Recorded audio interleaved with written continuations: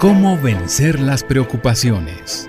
El nuevo curso que te hará vivir plenamente sin que el miedo o la ansiedad dañen tu bienestar emocional o tu salud corporal. Quédate y juntos con el Padre José aprendamos cómo vencer las preocupaciones.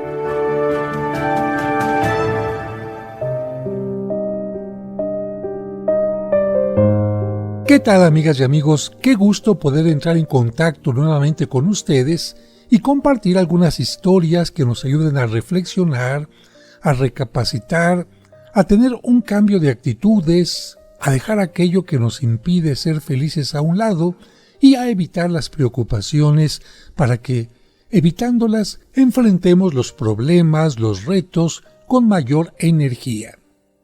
En el programa pasado estuvimos hablando de cómo, teniendo el cuerpo en una mejor situación, podemos enfrentar los problemas y hacer que las preocupaciones no nos afecten. ¿Cómo? Estando descansados. Si una persona está débil, está cansada, será mucho más difícil que enfrente un obstáculo. Imagínate que tienes un obstáculo enfrente y lo tienes que saltar. No es lo mismo si tú estás fresco, así has estado trabajando durante todo el día y el cansancio te ha ido agotando.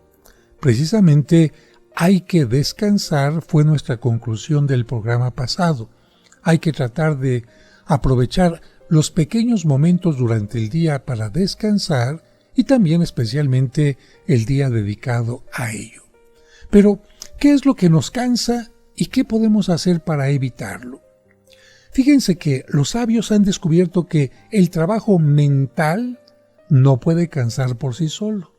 Parece absurdo, pero los científicos han comprobado que el cerebro puede trabajar mucho sin llegar a una disminución de su capacidad de trabajo y sin fatigarse.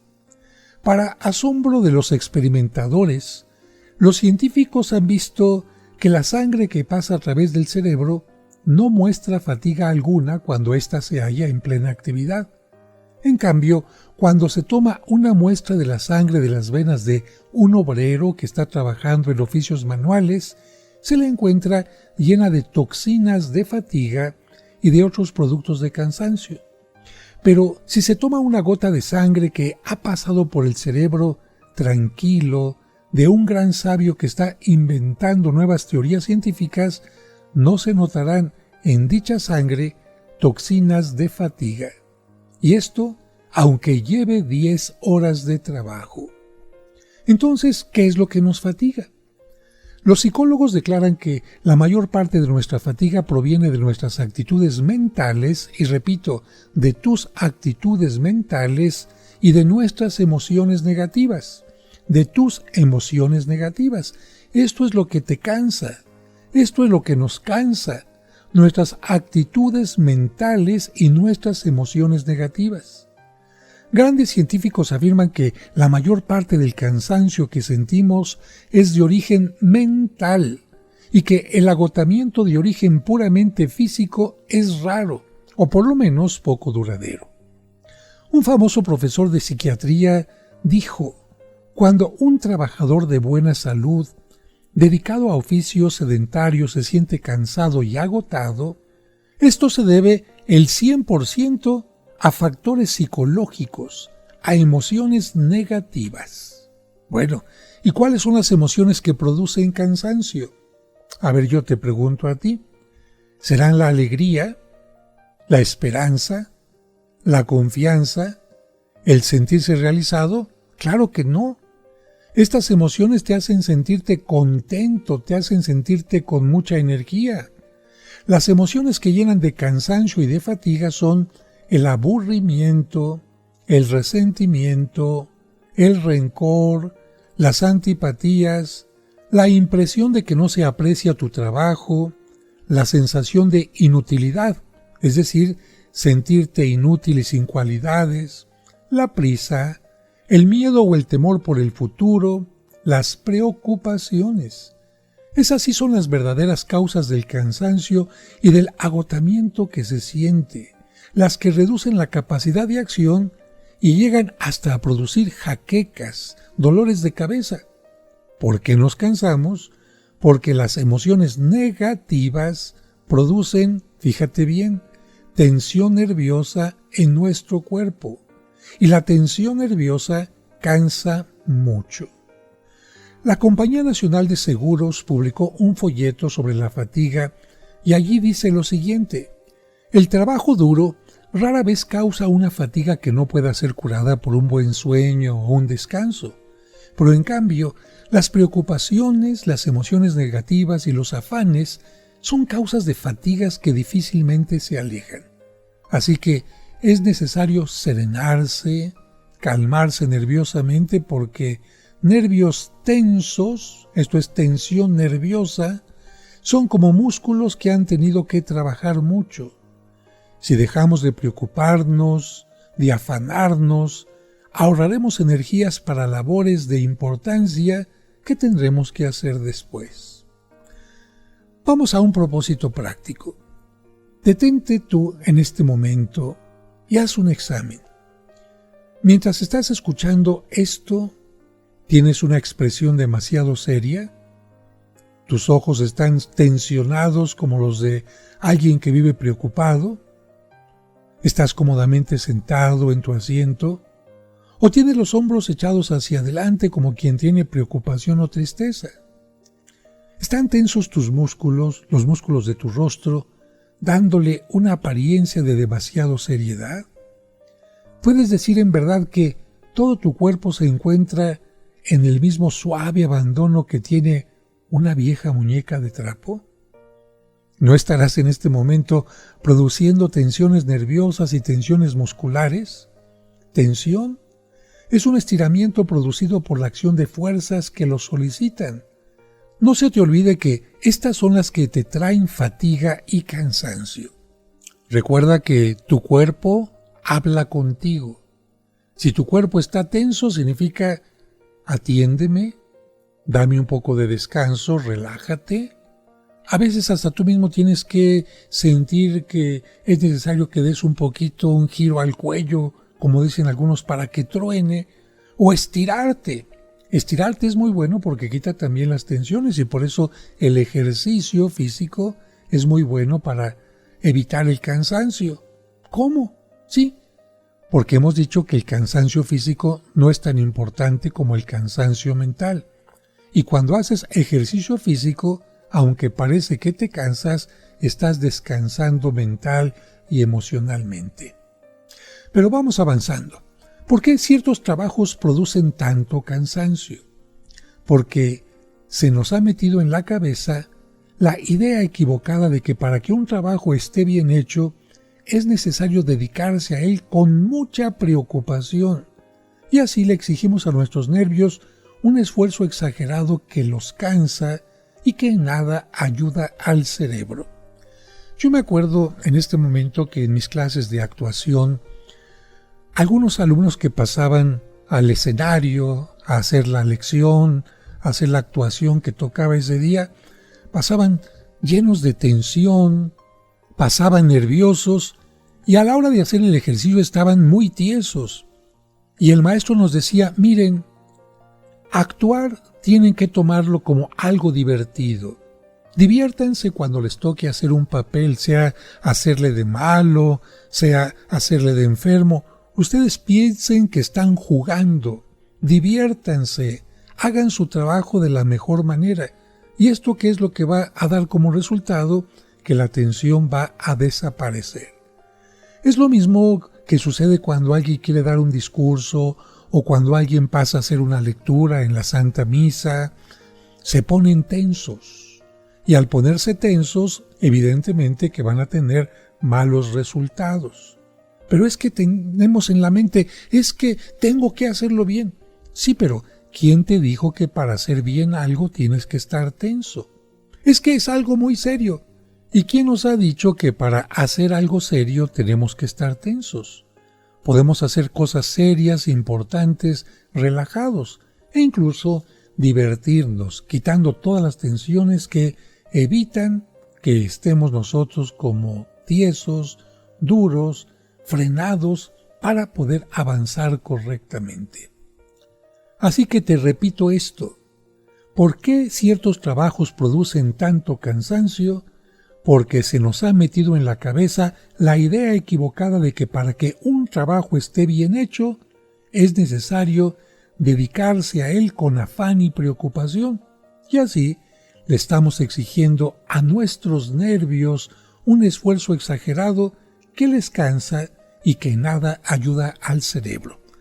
Y quizás alguien diría, ¿cómo, padre? ¿Entonces va a hacer usted mal el trabajo? No. No hay que confundir responsabilidad con preocupación. A mí me interesa hacer un trabajo responsablemente bien, es decir, hacerlo de la mejor manera, pero sin preocupación en el sentido de que mi estado de ánimo, mi cerebro, mis emociones estén en el mejor grado y no me impidan hacer las cosas en una forma incorrecta. Hay muchas personas que no malgastarían un billete de 10,000 pesos que llegara a sus manos. Y sin embargo, por estar viviendo con miedo y con preocupación constante, están malgastando no 10,000 pesos. Están despilfarrando no 10,000 pesos, sino sus energías nerviosas con una tremenda irresponsabilidad. ¿Y cuál es la solución? Bueno, no queda otro remedio que aprender a descansar, aprender a intercalar trabajo y descanso, y después de cada dosis fuerte de trabajo, un intermedio de suave descanso. ¿Esto va a ser fácil? No. Nada fácil porque tenemos ciertas costumbres y ciertas mañas muy metidas en nuestro comportamiento. Nos hemos acostumbrado, y diría yo desde la escuela, a trabajar tensos, nerviosos, preocupados, casi angustiados y con prisa y mal genio. Y el cambio que se nos pide es que nos acostumbremos a trabajar con alegría y paz, sin apuros ni afanes, con los nervios en paz y dándole al cuerpo un oportuno descanso antes de que su cansancio sea demasiado grande.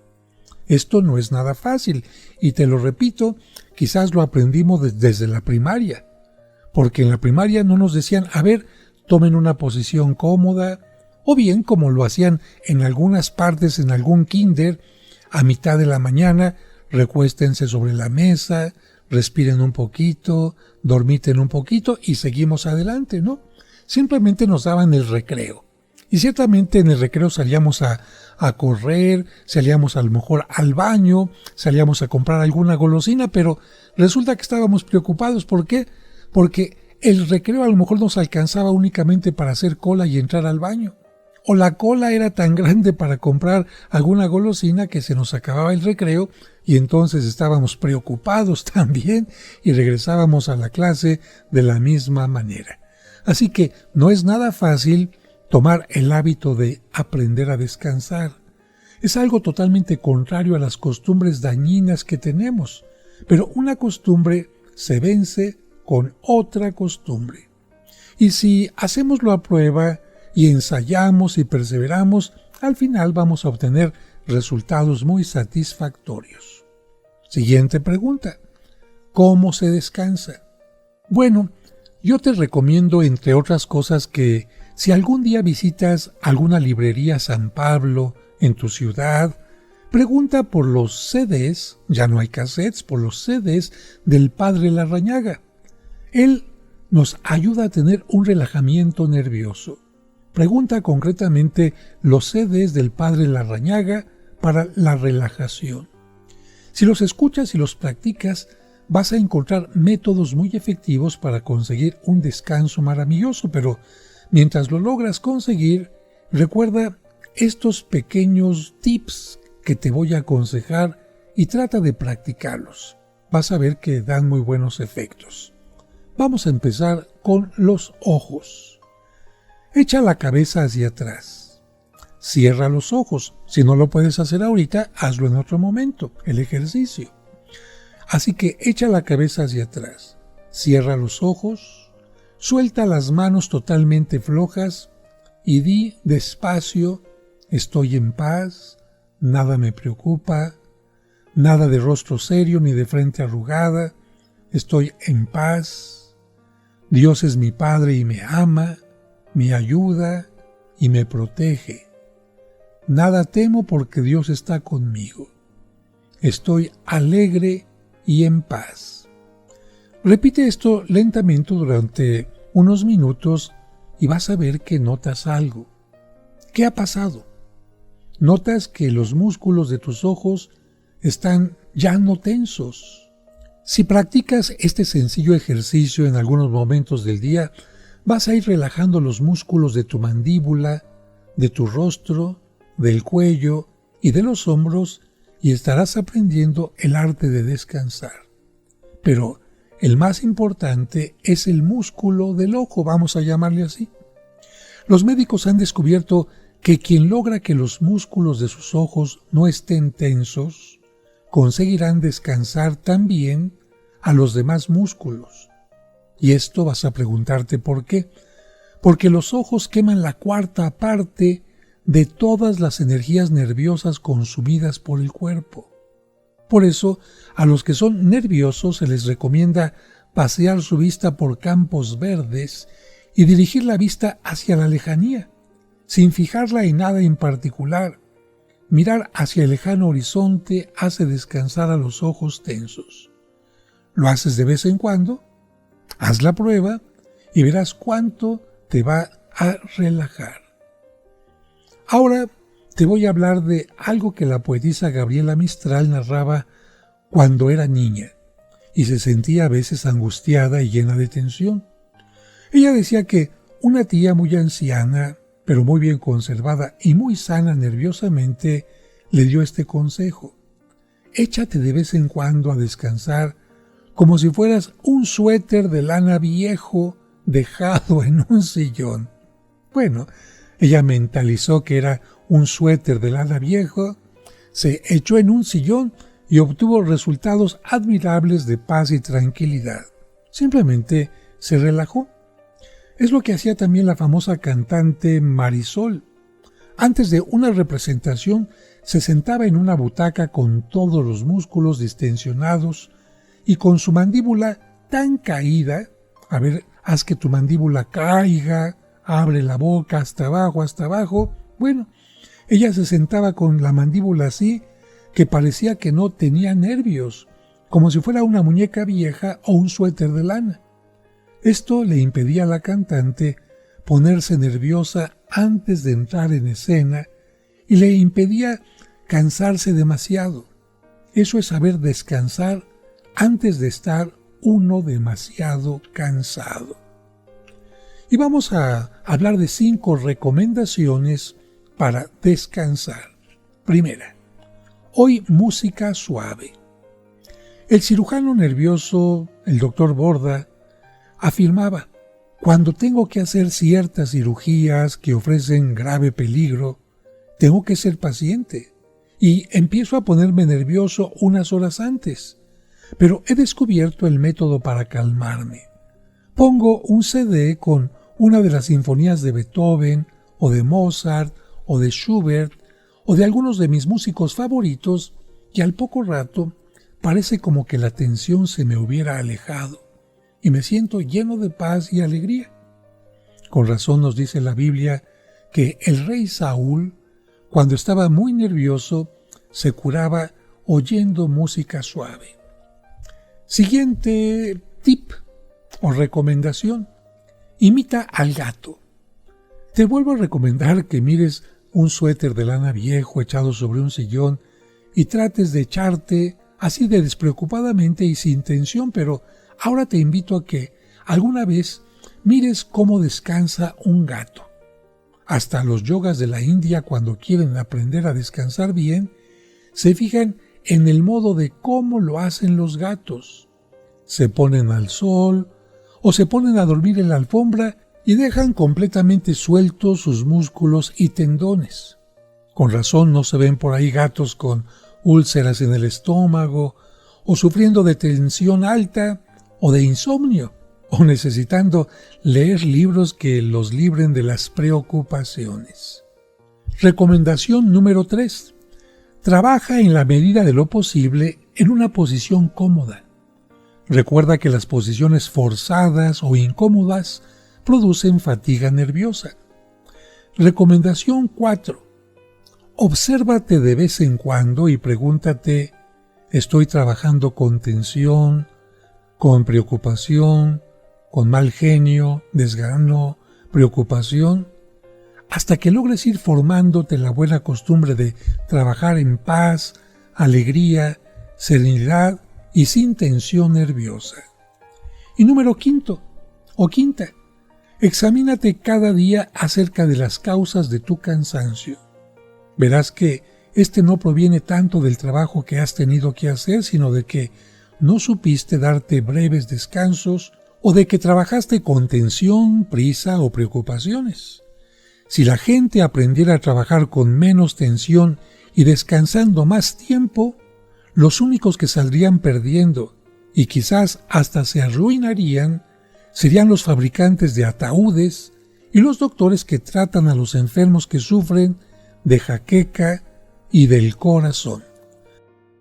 En este bloque vamos a hablar de cómo el ama de casa puede evitar la fatiga y además mantenerse joven. En Boston hay una clínica para atender a las personas enfermas de preocupación. La mayor parte de sus pacientes, ¿qué creen? Son amas de casa emocionalmente enfermas. ¿Por qué se les ocurrió fundar semejante clínica tan rara? Pues porque los médicos notaron que muchas de las personas que llegaban a consulta no tenían ninguna enfermedad o afección física y sin embargo presentaban todos los síntomas de una verdadera enfermedad. Las manos de una mujer estaban tan agarrotadas por la artritis que ya no servían para el menor trabajo. Otra mujer ofrecía todos los síntomas de un doloroso cáncer al estómago. Otras que llegaban a solicitar consulta sufrían dolores de espalda, jaquecas, cansancio crónico y sentían realmente todas esas cosas, pero los exámenes médicos más completos revelaban que no tenían en realidad ninguna enfermedad. Otros médicos menos comprensivos habrían dicho quizás que se trataba de una simple fantasía, pero unos médicos psicólogos llegaron a la conclusión de que era inútil decirles a las pacientes que se fueran a la casa y olvidaran todo aquello. Sabían que la mayoría de ellas no querían estar enfermas y que si les fuera posible olvidar lo que estaban sintiendo, lo olvidarían inmediatamente, pero que no les era posible. Entonces, ¿qué hacer? Fue así como nació la idea de la clínica para enfermas de preocupación. Y durante docenas de años se han conseguido maravillosas curaciones. Algunas mujeres asisten a su consulta con una religiosidad parecida a la que emplean cuando van a la iglesia. Una señora me contaba que la primera vez que fue a la clínica estaba totalmente convencida de que tenía un riñón desprendido y además una afección al corazón. ¿Y ahora qué creen? Demuestra una perfecta salud. ¿Y qué tratamiento les dieron?, se preguntarán ustedes. Escuchemos sus palabras. Sencillamente, ahí me enseñaron a no preocuparme. En esa clínica aprendí lo inútil que es preocuparse. Aprendí a no vivir dedicada a la preocupación y ahora mi vida es serena, tranquila, llena de salud.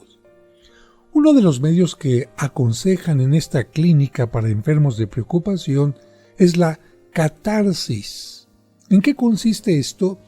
En comunicar las preocupaciones a otra persona, claro, digna de toda confianza, y que pueda ayudarles a encontrar soluciones.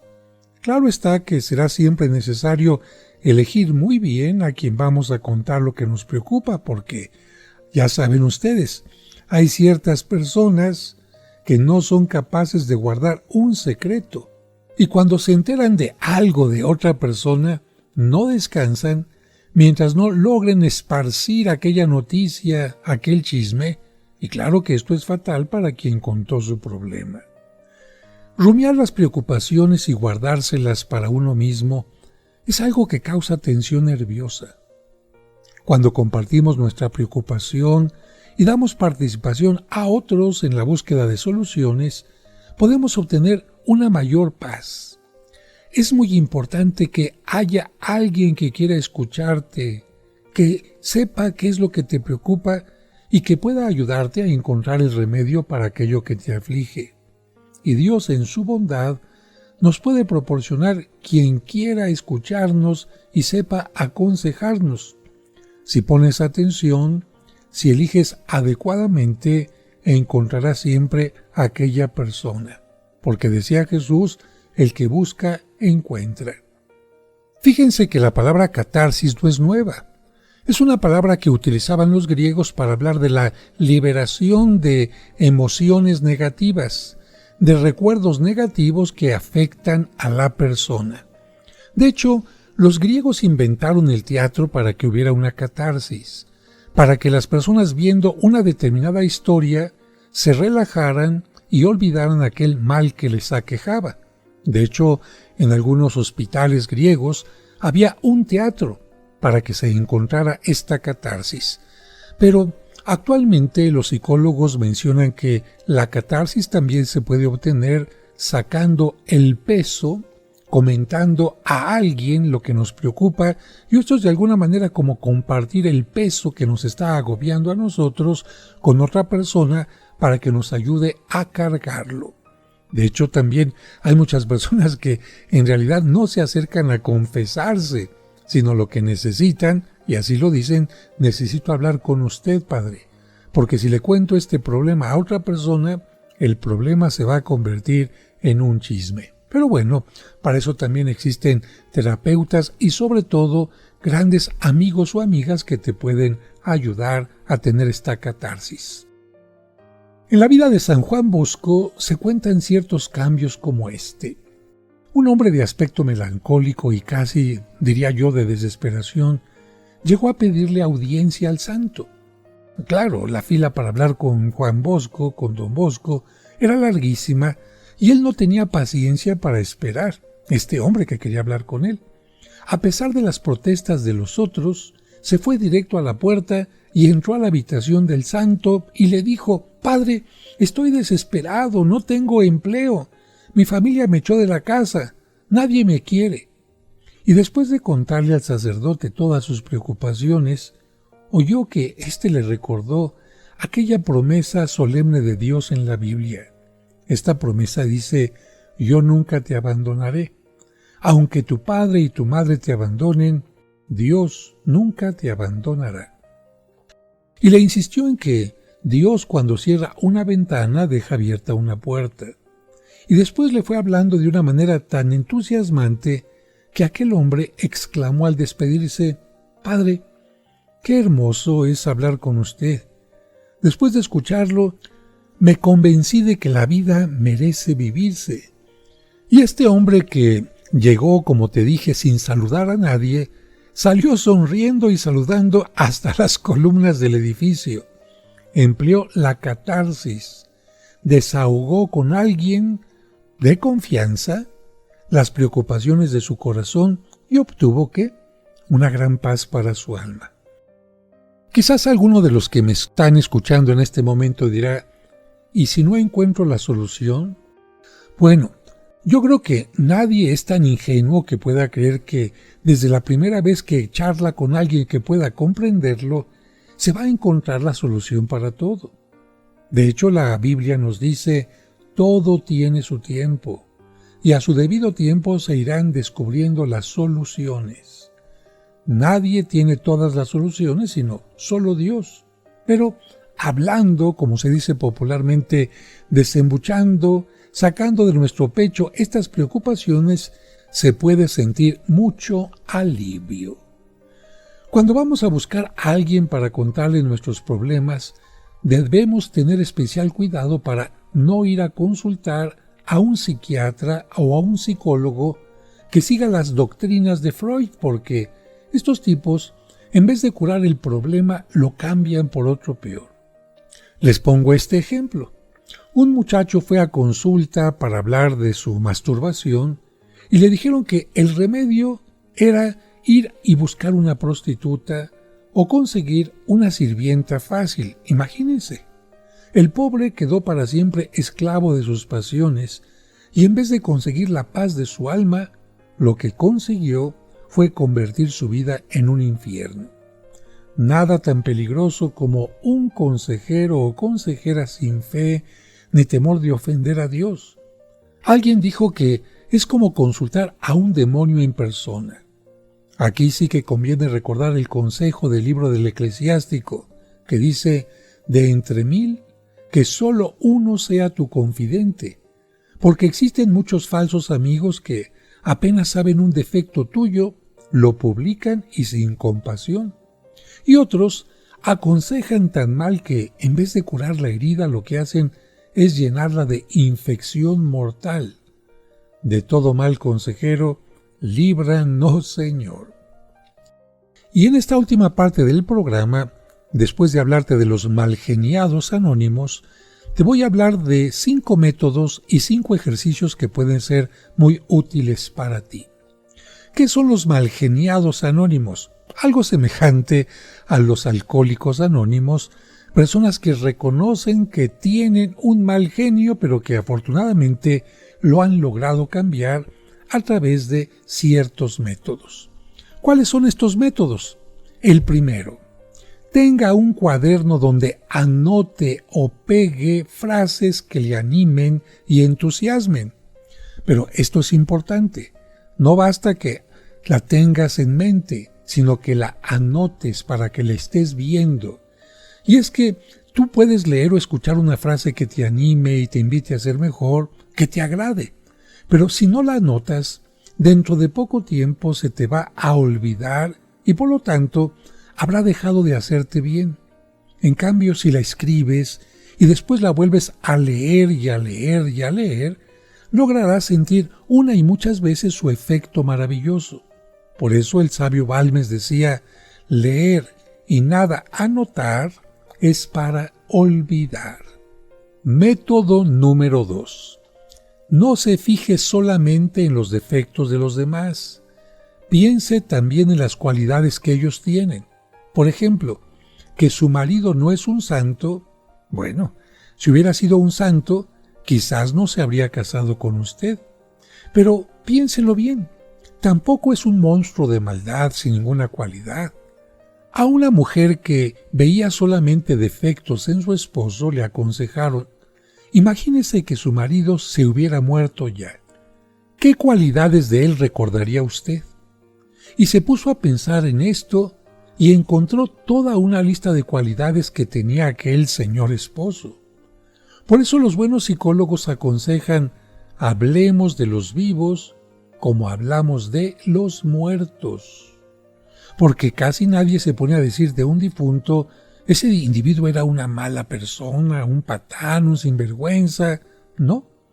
De los difuntos generalmente hablamos bien, tanto que la gente exclama: no hay muerto malo. Así que pensemos, si esta persona que tanto nos disgusta estuviera muerta, ¿qué comentarios haría yo respecto a su modo de ser y de obrar? Pues eso mismo es lo que debo pensar y decir ahora. Este comportamiento disminuirá mi mal genio y a la vez me ayudará a vivir con menos preocupaciones y tristezas. Método número 3. Adquiera interés por sus vecinos. En psicología hay una frase que se ha hecho famosa y es la siguiente: quien no se interesa por los demás cosecha todas las desilusiones. A propósito de esto, una mujer que se sentía sola y sin amistades recibió de su consejero espiritual esta recomendación: empiece a hacer la lista de las personas con las cuales se encuentra y trata y vaya escribiendo un relato sobre cada una de ellas. Por ejemplo, su profesión, sus cualidades, el sitio donde nacieron, sus gustos y preferencias, los temas que más les gusta tratar, etc. Esta mujer empezó a interesarse por los demás y hablarle a cada uno de aquellos temas que al otro más le interesaban. Lo cierto es que ahora es una persona mucho más feliz que antes, más abierta al trato con los demás y ya no se queja de que se siente sola y de que no tiene amigos. Porque hay un principio eterno de psicología que nunca falla y dice así: se consiguen más triunfos en un mes interesándose por los demás que en 10 años tratando de que los demás se interesen por nosotros. Método 4. Haga un plan acerca de lo que va a hacer. Los expertos que saben de la ciencia, de la tranquilidad y de la paz del alma afirman que se siente mucha mayor felicidad y más tranquilidad cuando se actúa de acuerdo a un plan de acción que uno se ha trazado antes que cuando se actúa sin plan alguno. En la clínica para enfermos de preocupaciones, ha notado que una ama de casa, si trabaja todo el día, acosada por el reloj y con prisa y afán y siempre con el temor de que no le va a alcanzar el tiempo para todo lo que tiene que hacer, termina su jornada desgastada y nerviosa y cada vez más notoriamente envejecida, porque acuérdate que los afanes también se reflejan en arrugas en la cara y dolores en la boca del estómago.